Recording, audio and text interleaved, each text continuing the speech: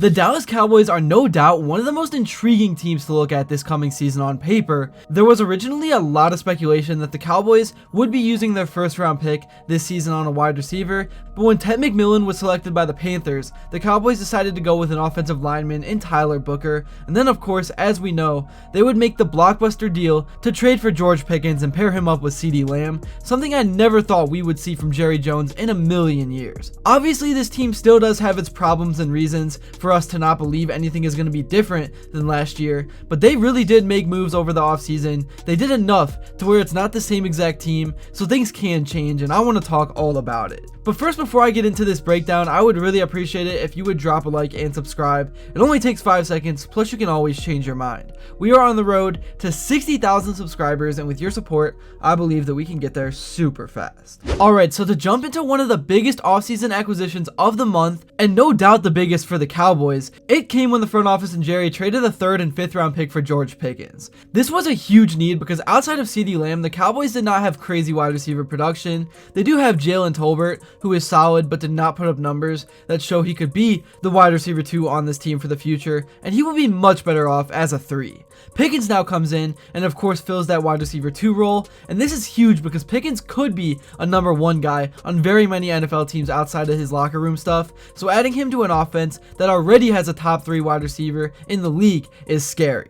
Pickens' career has been filled with bad QB play as a member of the Steelers, yet in 2023 he had over 1,100 yards, and last year he had 900 in just 14 games. Not only is Pickens just an overall great receiver, but as we have seen many times, a 50-50 ball to George Pickens is not 50-50. It's an advantage for Pickens every time, and he has made some incredible catches. But even more than that, as I mentioned, Pickens complements Ceedee Lamb so well. Ceedee is that run after catch, more of a route runner type of guy that beats you with the ball in his hand and just makes plays, and Pickens is the deep ball, big body receiver. So these two just complement each other so well and go hand in hand. So as long as Pickens can keep his head straight and be motivated, this is no doubt one of the best wide receiver duos in the entire league, and it will be up to Dak Prescott to make the most out of it. Which brings us to the next point. Dak Prescott. Dak in 2023 was one of the best QBs in the entire league. He had over 4,500 yards, 36 touchdowns, a 70% completion percentage, and just 9 interceptions.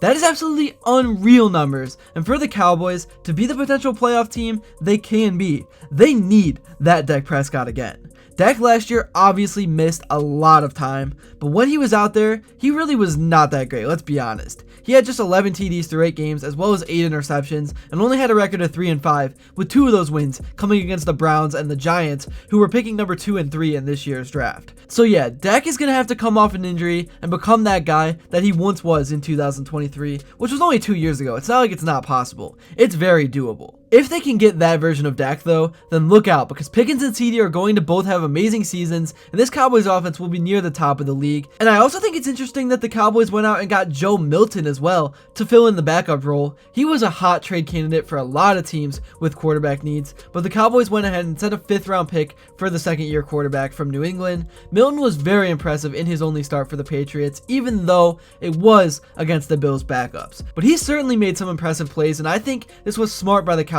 given Dak's uncertainty and the fact that he is coming off an injury. I think picking up Milton gives them a much better plan if something were to happen to Dak than last year where they had to turn things over to Cooper Rush. Anyways, not only do they have these wide receivers, they also added 3 new running backs over the course of this offseason. Those being Javonte Williams, who they added in free agency from Denver, Miles Sanders, who they also added in free agency, and then Jaden Blue, the rookie running back who they took in the 5th round from Texas. Quickly diving into all of them, starting with Williams, I'm not too high on him anymore personally, but he is a guy who has been a solid career back for the Broncos, but he has not been able to capture the same magic he had in his rookie year since. And last year, he was featured way less in that Denver offense. He was almost not even relevant. Miles Sanders failed to find any success in Carolina after a crazy year in 2022 for the Eagles, as he had double the yards in that season alone than he has his past 2 years. And then there is Jaden Blue, who was pretty good at Texas, and to me is the most interesting back in this room because because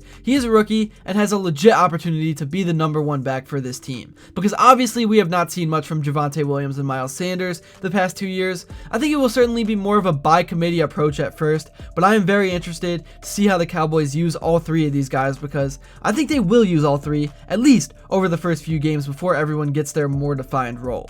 It's honestly overall a solid trio of running backs and could work for them since they lost Rico Dowdle in free agency to Carolina. But let's be brutally honest, this is not one of the greatest running back rooms in the league right now. It's probably below average, but it's going to have 3 capable guys, and they will all be fresh, and it will be very interesting to see how they're going to be used. Elsewhere on this offense, the Cowboys are going to need big production from their tight end position as well, as they need another pass catcher to step up and fill out this room in the number 3 spot. Jake Ferguson, as we all know, is a very solid player when he is healthy, so they need him to continue his production. And then as for the wide receiver 3 spot, I do expect it to be Jalen Tolbert. Obviously, as I mentioned, he has a lot of experience for this team and with Dak Prescott, so sliding him back into that number 3 role will be good for him and this offense. They also do have Jonathan Mingo, who they traded for, who has not done too much in his pro career but is very talented. He was originally a day 2 pick and the Cowboys went out and snagged him. They obviously believe in the talent he possesses, so I think maybe they could unlock some of his potential this year, and between him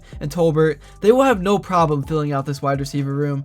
They also have guys like Turpin, and they signed Paris Campbell as well, so they have options. That's the main takeaway. Moving on to what the Cowboys did in the draft, Tyler Booker was obviously not the most flashy pick, but it is certainly one that they needed. The Cowboys are trying to rebuild that elite offensive line they once had, as they have now spent 3 straight years of first-round picks on offensive linemen, going back to 2022 with Tyler Smith, and then last year they took Tyler Guyton, and now this year they took Tyler Booker. It's kind of funny that all 3 are named Tyler, but it's clear the Cowboys are trying to get back to being able to run the football once again, so I like how they have been using their first-round picks on linemen.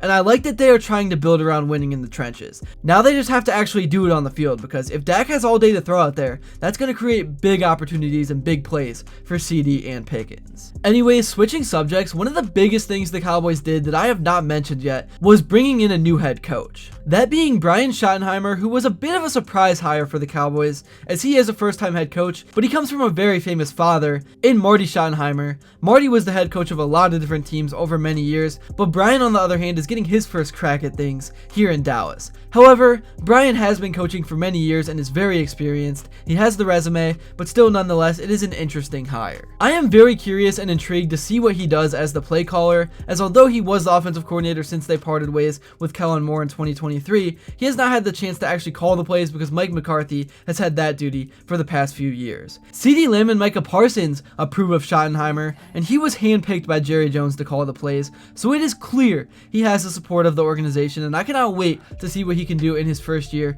with an offense that looks like on paper they should be very good. As far as what I expect from this team, I think they can be a playoff team. Obviously, they play in a division with the 2 teams who played each other in the NFC Championship, which definitely does not help at all, but they have a very talented team in terms of personnel, and with the addition of Pickens, their offense becomes that much better to the point where I think it is fair to expect this team to be competing for a playoff spot. They have an all-new coaching staff, and I'm very excited to see what they can do together, and I truly believe that if they can get the Dak Prescott they got in 2023, then this team can be a squad that makes some noise in the NFC if everything comes together, which, as we all know, is a big if, because the Cowboys have been trending downward year after year as of late, but I think things are about to change. That's really all I got for this video. I just kind of wanted to talk about the Cowboys a little, since they got a little bit of buzz going on with the huge addition of George Pickens and a new head coach in Brian Schottenheimer, and of course, after all, it is the Cowboys. They will always be talked about no matter what. That's really all I got for this video. Thank you all so much if you made it to this point, and if you enjoyed and haven't yet, please be sure to drop a like and subscribe,